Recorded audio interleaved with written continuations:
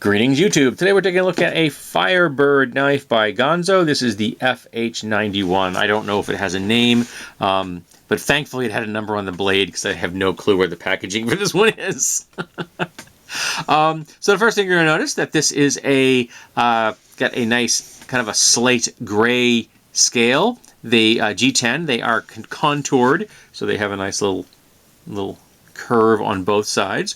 It is a semi-open construction. It's not perfectly open. You have this filler in here, which is also made from G10. You have a lanyard hole, which is probably big enough to get some paracord through if you want to give it a little push with a pin or something. And it's not obnoxious, and because it's in that block of G10, you're not going to have to worry about it coming in contact with the edge itself.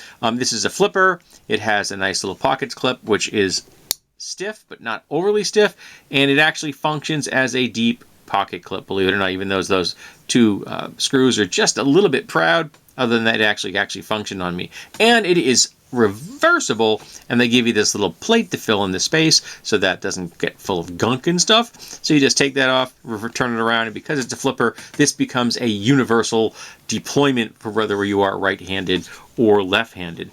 Let's get a weight on this puppy while we're here. Let me put the scale where you can see the weight. Here we go. And we got 118 grams, so it's not a heavyweight knife in the least. Feels good in the hand. It's a decent size. We have some solid centering. It came like that without any difficulty. And it's got some jimping here, but it's not obnoxious. It has got the grooves are fairly deep, but it's nicely rounded, so it doesn't really affect your fingers at all.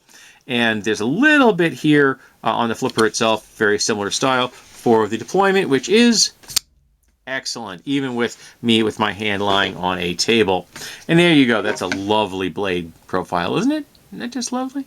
You got flat grind here with a secondary bevel down the back, and flat grind is my preference. We have a nice swedge here, which is quite attractive, I think. It's got a nice feel to it. This is what I would consider to be like a medium duty knife. On a scale of like 1 to 5, I'd give this a solid 3. It isn't too large but it also can handle quite a few tasks. The blade is not going to get in your, it's not too big to get in your way, but it's also not too small enough to handle breaking down boxes, opening mail, maybe doing some cord cutting and things like that, cutting plastic strappings, which is what I had used it at work, was for the most part cutting strapping and cutting the shrink wrap they put on pallets and stuff. That's the lie I use my knives for a lot at work, is cutting those things, because I often find myself near them when I don't have any of my utility knife, which is usually at my inspection station. So I always have a knife on me, and so you get it does admirably on those kind of things. I don't think I went to any of the really big, heavy plastic straps on this one. I think I was doing pretty light duty stuff like box bundles and stuff, because we do get some pallets sometimes. They get the really heavy, like I think they're like 3/4 of an inch wide. Those things can be tough. They're not messing around. We have a little Firebird logo on one side. On the other side, it says FR Knife by Gonzo, FH-91, and D2 Steel.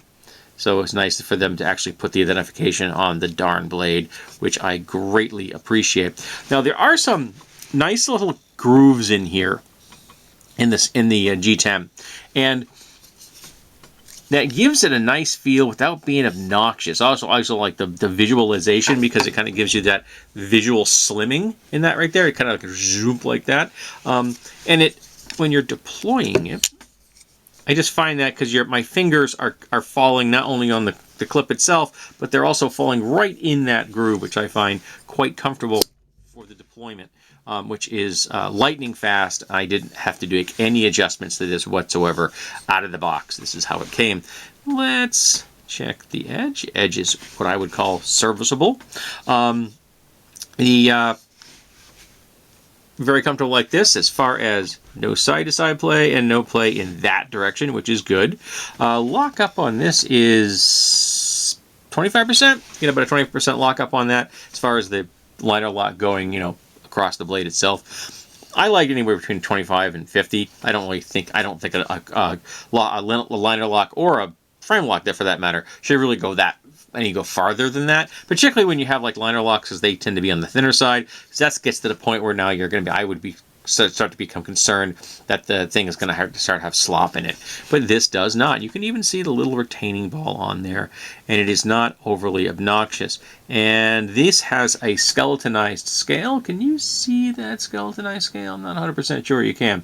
But it's a skeletonized scale on the static side, and there are cutouts for the liner lock so that it lightens it up on the liner lock side. Let's see. What does this thing do? A drop? I didn't even turn off if I tried it. Hey, will drop closed. How do you like that? I don't know if I actually tried that when I had it when I was carrying it.